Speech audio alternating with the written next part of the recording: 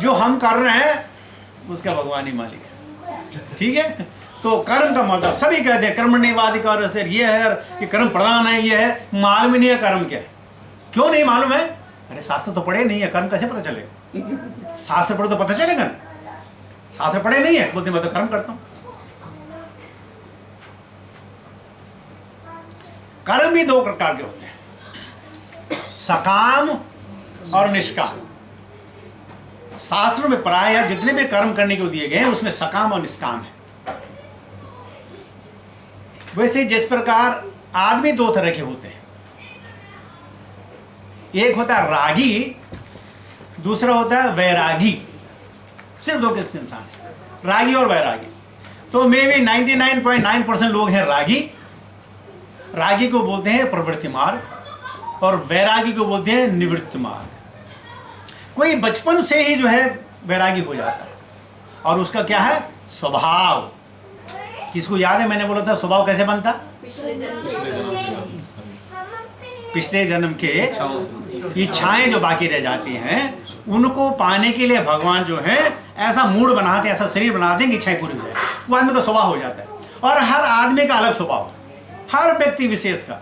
अगर इसमें 5,000 करोड़ लोग भी हों या ट्रिलियन की बात करते हैं तो भी अलग, सबका अलग अलग स्वभाव होगा, बिकॉज अलग अलग इच्छाएं होंगी, अलग अलग कर्म होंगे, अपनी इच्छाओं को लेके आए। तो कुछ लोग सकाम के पीछे जाते हैं, कुछ लोग निष्काम के पीछे जाते हैं। जो आदमी सकाम के पीछे जाएगा, what happens? Elevation to middle और हेवनली प्लैनेट। मिडिल का मतलब अगर यहाँ उससे मृत्यु लोक में जन्म लेना है तो सुचिनाम श्रीमताम के है, अच्छे घर में जन्म लेगा। अच्छे घर में जन्म का मतलब क्या है? जहाँ खाना पीना, जहाँ रोटी कपड़े मकान प्रॉब्लम नहीं थी, उसको बोलते हैं अच्छा। और हेवनली प्लैनेट, ऊपर के लोगों में जा सकते हैं। निष्काम कर्म जो है elevation to higher heavenly planet, Maharloka, Janaloka, Satyaloka and तपलोक, इनमें जा सकते हैं जो निष्काम कर्मी होते हैं। लेकिन आपने देखा इनमें से कोई गोलोक वैकुंठ नहीं जा रहा। कर्म करने वाले वह यहीं तक, इससे ज़्यादा नहीं जाते।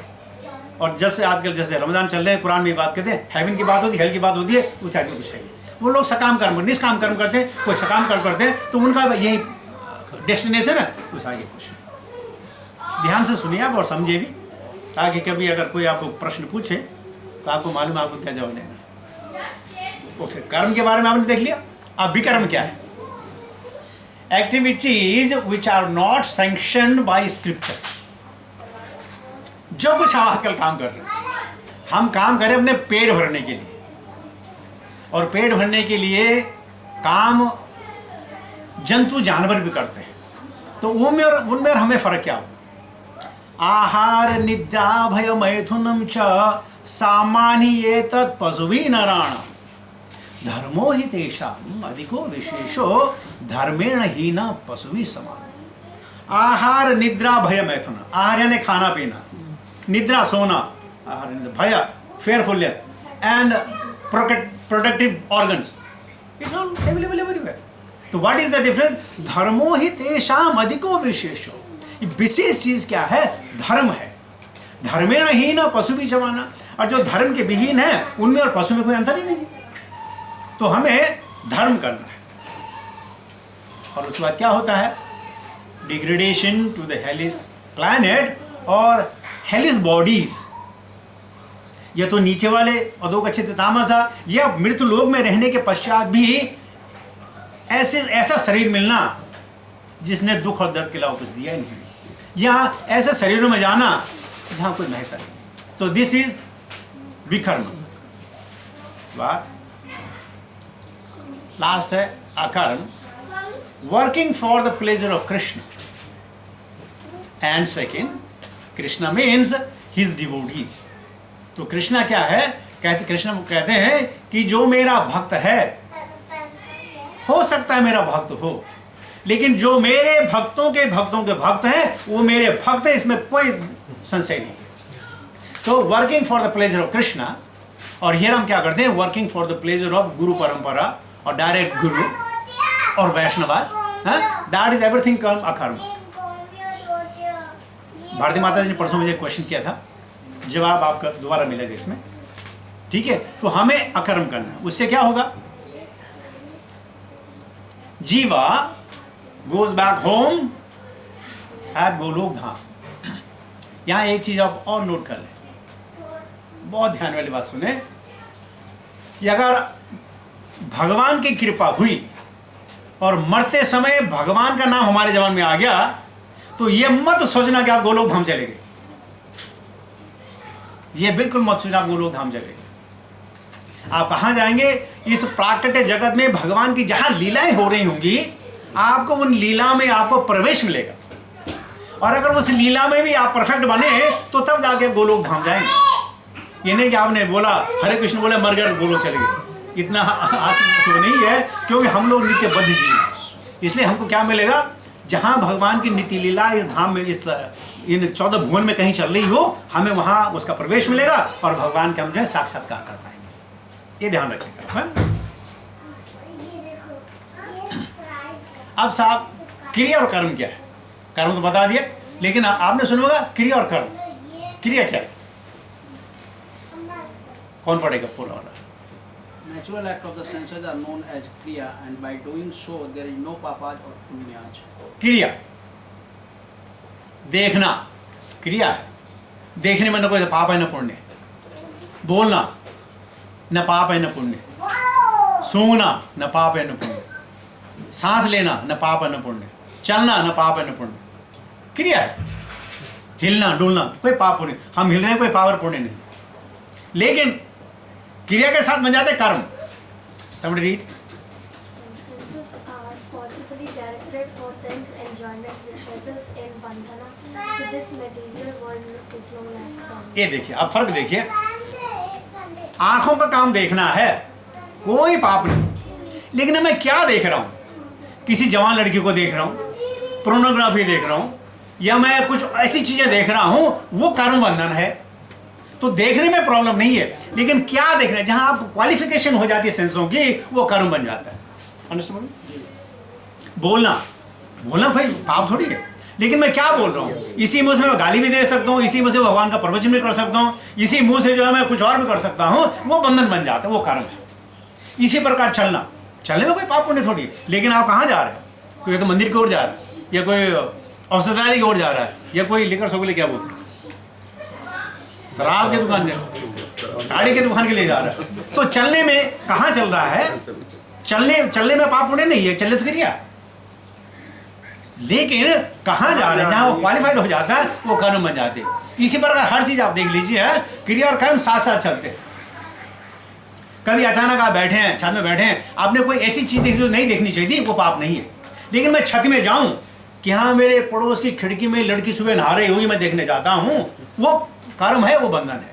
लेकिन आप छत में बैठे हैं, भगवान का ध्यान करने दिखिया, तो वो पाप नहीं है। लेकिन क्या है, आपको निगाहें फिर वापस करनी। ये नहीं कि अब दिख रहा तो देखना, तो भाई चलो आधे घंटे देख लेते हैं, क्या पढ़ने वाला, वो कर्म बंधन बन जाएगा। So you must be very very distinct about the क्रिया एंड कर्म। क्रिया स्वतः क्रिया है, जो शारीरिक क्रिया होती है, इसमें पाप और पुण्य नहीं होता है। लेकिन जहां उसका विश्लेषण हो जाता है, वो पाप, वो कर्म बन जाता है, और वो कर्म से क्या होता है? बंधन हो जाता है। और इस कर्म, जो भी क्रिया और कर्म जो हमारे हो रहे हैं, इनसे क्या बोलते हैं, अटोनमेंट, प्रयाश्चित करके, एक पाप को प्रयाश्चित करके मिटाया नहीं जा सकता। मैंने माताजी को गाली दे दी, फिर उनके पैर पड़ गया, ये प्रयाश्चित नहीं हुआ, उसका मुझे फल भोगना ही पड़ेगा, इसमें कोई संशय नहीं। लेकिन हो सकता है कि मैं आगे ऐसी गलती ना करूं। लेकिन एक कर्म से दूसरे कर्म को मिटाया नहीं जा सकता है। एक कर्म से आपने कोई गलत काम कर दिया और दूसरे कर्म भगवान के आप क्षमा मांगो, इस कर्म से उस कर्म को मिटाया नहीं जा सकता, फल आपको भोगना ही पड़ेगा। लेकिन मन की शुद्धि हो जाती है, चलो भाई मैं आइंदा से वैसे काम नहीं करूंगा, वो बात दूसरी है। लेकिन एक कर्म से दूसरे कर्म को मिटाया नहीं जाएगा। अब क्या कर सकते हैं? अब मेरे से गलती हो गई, आगे हम इसमें देखेंगे, लेकिन अभी आपको बता दूं, ये सिर्फ ऐसा भगवत भजन, भगवान की लीला स्मरण, भगवान के गुणगान करने से ही पुण्य भी समाप्त हो सकते हैं, नहीं होते हैं, और पाप भी समाप्त होते हैं। तो इसलिए ज़्यादा से ज़्यादा भगवान के नाम का उच्चारण, हरे कृष्ण महामंत्र हो, विष्णु सहस्त्र नाम हो, या भगवान के कोई ऐसे गीत हों आप गा सकते हैं, तब जाके पाप और पुण्यों का जो है उन्मूलन हो सकता है, अन्यथा कतई नहीं। आत्मज्ञान। Can somebody read? लोके अस्मिन् द्विविधा निष्ठा पुरा प्रोक्ता मया नघ ज्ञानयोगेन सांख्यानां कर्मयोगेन योगिनां। भगवान कहते हैं आत्मज्ञान कैसे होता है? Somebody can read in English? Arjuna, I have already explained that there are two classes of men who try to realize the self. Some are inclined to understand it by empirical, philosophical speculation and others by devotional service. Yes. भगवान आत्मज्ञान, आत्मा को कैसे जाना सकता है? या तो empirical, philosophical speculation या by devotional service। ये दो ही जो है भगवान को जानने का तरीका है। Cosmic manifestation. अब जैसे हम श्रीमद् भागवत में पढ़े कि भगवान को कैसे जाना जा सकता है, बाह्य रूप में, या स्पेकुलेशन कि भगवान बड़े हैं तो कितने बड़े होंगे, तो कितने बढ़ोगे, कितने बढ़ोगे। इनसे क्या हो सकता? भगवान जाना जा सकता है, भगवान तक पहुंचा नहीं जा सकता है। इसे जानने की क्रिया आत्मज्ञान कैसे हो सकता है? Understanding and devotional service. Now, what is the process of acquiring knowledge? Please be very careful. I can give you all the slides, you don't have to worry. But if you don't understand here now, then you will not be able to worry. Process of acquiring knowledge, सिर्फ 3 चीजें हैं, प्रमाण, अनुमान and शब्द। प्रमाण यानी historical fact, अनुमान यानी स्पेकुलेशन एंड शब्द यानी किसी ने बोल दिया। ये 3 तरह से नॉलेज हर आदमी जो है ज्ञान को पाता है इन 3 चीज से, और कोई चौथी चीज है ही नहीं। है? इतनी अच्छे हमारे शास्त्र ने देखो क्या क्या बना दिया, आप कोई नहीं ला सकते। जो भी आपको नॉलेज होगा इन 3 में से बाहर नहीं जा सकते। प्रमाण क्या है? Television, historical fact, newspaper, books, seeing with own eyes, official gazette, radio, letters, magazine, ये प्रमाण है। इस प्रमाण में आप हिस्टोरिकल फैक्ट में आप देखें तो we are talking of the Puranas, वेदियास, इतिहासास, संहितास, ऋचास, सब चीज़ आ सकती है।